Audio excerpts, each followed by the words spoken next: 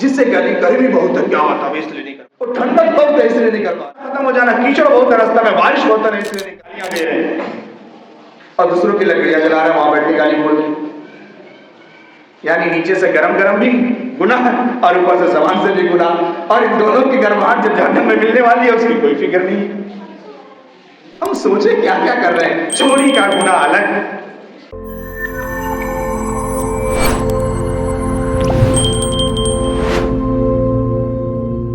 یہ سمجھنے کی ضرورت ہے بہت غور سے، بہت دھیان سے. یہ جان بھی اپنی نہیں ہے اور یہ مال بھی اپنا نہیں ہے. اگر یہ جان اور مال کا استعمال صحیح ہے تو جنت اپنی ہے، اور اگر اس مال اور جان کا استعمال درست نہیں ہے، نہ درست جگہ سے ہم نے حاصل کیا ہے، نہ درست جگہ پر ہم نے لگایا ہے، تو پھر بدلہ جہنم ہے. صاف ستھری بات ہے، بالکل سمجھنے کے لیے آسان ہے. تو اس لیے ہم سمجھے. دوسری ایک بات اور آپ یاد رکھیے، یہی ایک جملہ میں عرض کروں، بہت شارٹ میں بات سمجھیے. اللہ رب العزت نے مومن کے ساتھ، ایمان والے کے ساتھ، مسلمان کے ساتھ خاص، میں نے پہلے مومن کہا ہے یاد رکھیے گا، اور اس کے بعد مسلم بھی. مومن جو دل سے مان بھی لے، مسلمان جو کر کے بھی دکھلا دے، یہ کامل ہوتا ہے.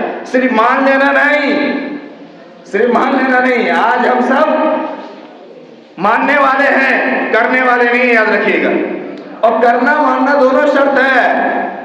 تصدیق بالقلب وعمل بالجوارح، تب جا کر کے ہم سچے اور پکے اور کامیاب مومن بنتے ہیں اور کامیاب ہوتے ہیں. تو اگر کوئی ہے مومن اور مسلم تو وہ کبھی بھی دو حالتوں سے خالی نہیں ہوتا ہے، کبھی نہیں. یا تو وہ مصیبت میں ہوگا یا راحت میں ہوگا، صحت میں ہوگا یا مرض میں ہوگا، خوشی میں ہوگا یا غم میں ہوگا. بھئی کسی نہ کسی ایک حالت میں ہوگا نا. اللہ نے فرمایا دونوں حالت میں اس کے لیے بھلائی ہے، دونوں حالت میں اس کے لیے خیر ہے. اگر مصیبت میں ہے وہ صبر کرتا ہے، صبر کا بدلہ بھی جنت ہے. اور اگر وہ راحت میں ہے، خوشی میں ہے، خوشحالی میں ہے تو شکر کرتا ہے، شکر کا بدلہ بھی جنت ہے، اور اللہ کی رضا ہے اور اللہ کی فراوانی.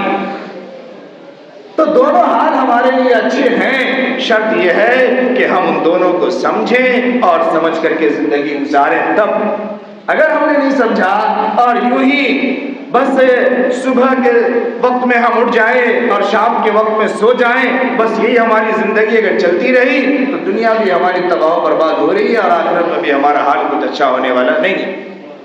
کبھی کبھی ایک بڑی عجیب سی بات سمجھ میں آتی ہے. اب ایسا لگتا ہے کہ ہم اور ہماری قوم صرف دو کام کے لیے پیدا ہوئے.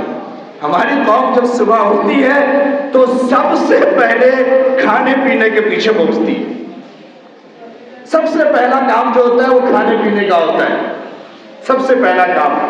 گھر میں عورتوں کا بھی سب سے پہلا کام یہی ہے، وہ اٹھے گی تو سب سے پہلے اس کو کچن میں جا کے چائے بنا کے دینا، بغیر ہاتھ دھوئے، بغیر منہ دھوئے. اور رات کو جب سوتے ہیں تو سب سے آخری کام بھی یہی ہوتا ہے، کھا پی کر کے سو جاتے ہیں. یعنی سونا اور جاگنا یہ دونوں ہماری زندگی کا حصہ بس کھانے اور پینے کے لیے ہے. جبکہ آقا صلی اللہ علیہ وسلم کا فرمان یہ ہے کہ مومن کھانے کے لیے زندہ نہیں ہے بلکہ کھاتا ہے صرف زندہ رہنے کے لیے. حدیث میں کہ 7 ہاتھوں میں سے ایک ہاتھ میں کھاتا ہے مومن، کم سے کم کھاتا ہے، صرف زندگی کے لیے کھاتا ہے، زندہ رہنے کے لیے کھاتا ہے. آج ہم زندہ ہی ہیں کھانے کے لیے، جتنا کھا سکے. تو اللہ نے جو بھی چیز ہمیں دی، میں یہ بات کیوں عرض کر رہا ہوں، آج ہر کسی کے پاس جس سے گرمی بہت ہے، کیا ہوتا ہے اس لیے نہیں کر پا رہے، وہ ٹھنڈک بہت ہے اس لیے نہیں کر پا رہے، وہ برسات ذرا ختم ہو جانا، کیچڑ بہت ہے رستہ میں، بارش بہت ہے اس لیے نہیں کر پا رہے. آپ پتہ نہیں بات ریلیٹ کر رہے ہیں کہ نہیں. بھئی سب کام آپ کر پا رہے ہیں، اللہ کے احکام کو پورا نہیں کر پا رہے. اللہ کے احکام کو ہر حال میں پورا کرنا ہے. اسی صبح و شام میں، اسی سال کے 12 مہینے میں، اسی ٹھنڈی گرمی اور برسات میں، اسی صحت اور اسی جوانی میں اور اسی زندگی میں پورا کرنا ہے. تب جا کے ہم دنیا میں بھی کامیاب اور آخرت میں بھی کامیاب ہوں گے. ابھی آج کل سردیوں کا موسم ہے، ابھی تک قاعدے کی سردی ہمارے یہاں پہنچی نہیں ہے، پہنچے گی انشاءاللہ، اللہ کو منظور ہوگا تو. یہ سردی بھی جس کو ہم سب ایک بہانہ بنا کر کے پورے طور پہ دین کے کام سے الگ ہو جاتے ہیں، مسجد سے الگ ہو جاتے ہیں، نمازوں کو چھوڑ دیتے ہیں، یہ بھی نیکی کمانے کا بہت بڑا ذریعہ ہے۔ سردی کے بارے میں بڑی فضائل حدیث میں آئے ہیں۔ ہم بیٹھ کے گالیاں دے رہے ہیں اور دوسروں کی لکڑیاں جلا رہے ہیں، وہاں بیٹھ کے گالی بول رہے ہیں، یعنی نیچے سے گرم گرم بھی گناہ اور اوپر سے زبان سے بھی گناہ، اور ان دونوں کی گرماہٹ جو جہنم میں ملنے والی ہے اس کی کوئی فکر نہیں ہے۔ ہم سوچے کیا کیا کر رہے ہیں، چوری کا گناہ الگ اور غیبت کا گناہ الگ، جھوٹ کا گناہ الگ، کتنی باتیں ہیں جو ہم گناہ کو جمع کر دیتے ہیں۔ یہ صرف جناب محمد رسول اللہ صلی اللہ علیہ وسلم کی دعاؤں کا ثمرہ ہے، یاد رکھیے گا۔ صرف آپ صلی اللہ علیہ وسلم کی دعا کو جو اللہ نے قبول کیا ہے نا، جو آپ کے درد کو، جو آپ صلی اللہ علیہ وسلم راتوں رات امتی کے لیے روتے تھے، دعا کرتے تھے نا، صرف اس بات کی وجہ سے ہم زندہ ہیں اور ہم پر عذاب نہیں آ رہا۔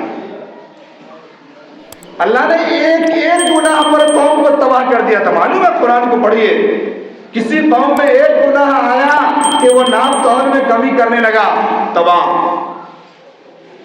ایک ایک گناہ پر۔ اور آج ہم ہر گناہ کر کے بھی زندہ ہیں اور باقی ہیں اور کھا رہے ہیں اور پی رہے ہیں، دندنا رہے ہیں، تو ہمیں سوچنا چاہیے کہ آقا صلی اللہ علیہ وسلم کی دعاؤں کا صرف نتیجہ اور ثمرہ ہے۔ یہاں تو ہم نکل جائیں گے لیکن بہرحال میدان محشر میں ہم بچ نہیں پائیں گے اور ہمیں وہاں حساب دینا پڑے گا۔ اس لیے میں یہ عرض کر رہا تھا کہ ٹھنڈی کا جو موسم ہے یہ موسم بھی ہمارے لیے نیکیوں کا موسم ہے، ہم سمجھیں اس بات کو۔ حضرت علی رضی اللہ تعالیٰ عنہ، میں ایک دو حدیث سنانے لگا ہوں سردی پہ، ٹھنڈک کے موسم پہ بات ختم کر رہا ہوں۔ حضرت علی رضی اللہ تعالیٰ عنہ سے مروی ہے، جناب محمد رسول اللہ صلی اللہ علیہ وسلم نے فرمایا کہ جو سردی کے موسم میں، ٹھنڈک کے موسم میں اچھی طرح سے وضو کرتا ہے، وضو کرتا اچھی طرح سے، اس کے لیے دوہرا اجر ہے، دو اجر ہے اس کے لیے۔ ہم سوچے ہم پورے سال ہی نہیں کرتے تو ٹھنڈی میں کیوں کریں؟ امام صاحب آ کے ڈبل بتا دیں، ہم سال بھر سنگل نہیں لیا، ڈبل لے کے کیا کریں گے؟ مسجد میں گیزر بھی ہے، سمرسیبل بھی ہے، تازہ پانی بھی ہے، پھر بھی، اور گھر میں سارا کام صبح سے شام ہو رہا ہے، ٹھنڈک کے ساتھ تو کوئی فرق نہیں پڑتا۔ اتنا سارا انتظام اگر آپ نے کیا ہے یا آپ کے لیے کیا گیا ہے، کون سا بہانہ اللہ کے سامنے پیش کریں گے ہم؟ کس ٹھنڈک کا رونا روئیں گے ہم؟ آپ عالم دنیا میں نظر اٹھا کر کے نہیں دیکھتے، اپنے اڑوس پڑوس نہیں دیکھتے کہ اللہ نے اتنی نعمتوں سے ہمیں نوازا ہے۔ آج بھی دنیا میں ایسے لوگ موجود ہیں، ایسے حالات ہیں کہ لوگ کھلے آسمان کے نیچے بغیر چھت کی زندگی جی رہے ہیں، اور ہم سب کچھ کے باوجود یہ کہتے ہیں۔ بہرحال تو ٹھنڈک میں وضو کرنے پر دوہرا اجر ہے، اس کا دھیان رکھیں ہم۔ اسی طریقے سے حضرت ابو سعید خدری رضی اللہ تعالی عنہ سے مروی ہے، آپ نے فرمایا کہ سردی، جناب محمد رسول اللہ صلی اللہ علیہ وسلم نے فرمایا کہ سردی یہ مومن کے لیے نعمت ہے، مومن کے لیے تحفہ ہے۔ کیوں؟ فرمایا سردی کی جو راتیں ہیں نا یہ لمبی ہوتی ہے اور دن جو ہے یہ چھوٹا ہوتا ہے، تو یہ مومن کے لیے تحفہ ہے کہ مومن رات کو قیام کر لیتا ہے، یعنی کچھ نمازیں پڑھ لیتا ہے، تہجد پڑھ لیتا ہے نا، نفل ادا کر لیتا ہے، اور دن چھوٹا ہو جاتا ہے تو دن میں روزہ رکھ لیتا ہے۔ اس لیے سردی کا موسم یہ مومن کے لیے تحفہ ہے اور نعمت ہے، یہ موسم بہار ہے۔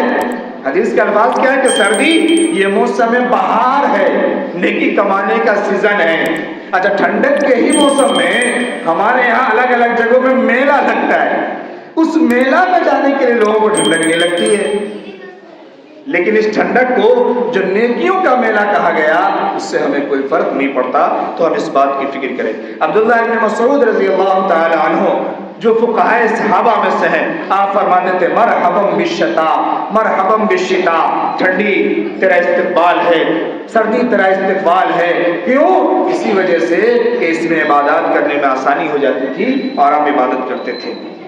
تو ہمیں دھیان رکھنا چاہیے، تین کام ایسے ہیں جس کو ایمان کے اعلیٰ نمونے میں سے بتایا، اعلیٰ پہچان میں سے بتایا 3 چیزوں کو۔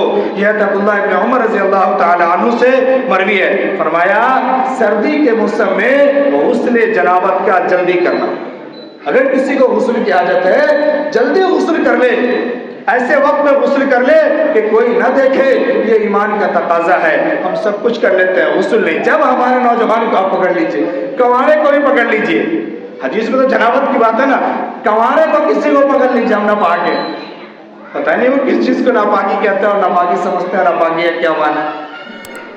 تو اعلیٰ ایمان کا جو نمونہ ہے وہ یہ ہے کہ انسان جلدی وضو کرے اور جلدی غسل کرے۔ جلدی غسل کب کرے گا؟ اذان کے وقت میں کرے گا۔ یوں بھی ایک اذان کے بعد دوسرے اذان کا وقت اگر ہو جائے اور بندہ غسل نہیں کرتا، ناپاکی کی حالت میں رہتا، تو اس پہ لعنتیں برستی ہیں۔ یہ تو مشہور باتیں اور مشہور حدیث ہیں، تو ہم اس کو سمجھیں۔ تو ایک چیز کہ غسل جلدی کرے، دوسرے کہ گرمی کے دن کا روزہ رکھے۔ اب ہمارے یہاں سردی کے دن کا آ گیا، اس پہ زیادہ بات نہیں۔ اور تیسرے یہ کہ جہاں کوئی دیکھنے والا نہیں ہو، وہاں بھی جب اللہ کی عبادت کا وقت ہو جائے تو بندہ وہاں بھی نماز پڑھے اور نماز ادا کرے۔ یہ ایمان کے اعلیٰ حصوں میں سے ہے، اعلیٰ نمونے میں سے۔ اور بھی بہت ساری حدیث اور بہت ساری باتیں ہیں جو انشاءاللہ پھر کبھی ہم بیان کریں گے، پھر عرض کریں گے۔ تو ہم اس سردی کو غنیمت سمجھیں، یہ مصیبت نہیں ہے۔ ہر چیز کا اگر ہم نے انتظام کر لیا ہے تو پھر اللہ کے احکام کو پورا کرنے کا بھی انتظام کریں۔ اور چلتے چلتے صرف ایک جملہ میں عرض کر دوں، یاد رکھیے گا کہ اللہ نے اگر ہمیں وسعت دیا ہے، اگر اللہ نے ہمیں نوازا ہے، تو ہم اپنے اڑوس پڑوس اور اگل بغل والے غریبوں کا بھی سردی میں خاص خیال رکھیں۔ آپ اپنے پرانے کپڑے ہٹا دیجئے، اللہ آپ کو نئے سے نواز دے گا۔ آپ نیا اگر لے رہے ہیں، اپنا پرانا اس غریب کو دے دیجئے جو پہننے کے لائق ہو۔ پرانا کمانا بھی ایسا پرانا نہیں جو دیکھنے کے لائق نہیں ہو، پہننا تو دور کی چیز ہے۔ تو اپنے پرانے اس غریب کو دے دیجئے۔ یہ بھی میں اڑا نہیں رہا ہوں، احادیث ہے کہ جو شخص اللہ کے ضرورت مند بندوں کو کپڑا پہناتا ہے نا، اللہ تعالیٰ اسے جنت کا سبز جوڑا پہنائے گے، سبز جوڑا عطا فرمائے۔ تو ہم اس بات کی بھی فکر کریں، اپنی جنت کو بنائیں۔ اللہ تعالیٰ نے مال دیا ہے، جان دیا ہے، لیکن ان دونوں کے بدلے میں ہمیں جنت چاہیے۔ اور اگر جنت چاہیے تو اللہ کا فرمان ہے ان اللہ اشترى من المؤمنین انفسهم واموالهم بان لهم الجنہ۔ اپنے جان کو اور مان کو اللہ کے احکام کے مطابق اللہ کے طریقے پہ خرچ کریں تو ہمیں جنت ملے گی۔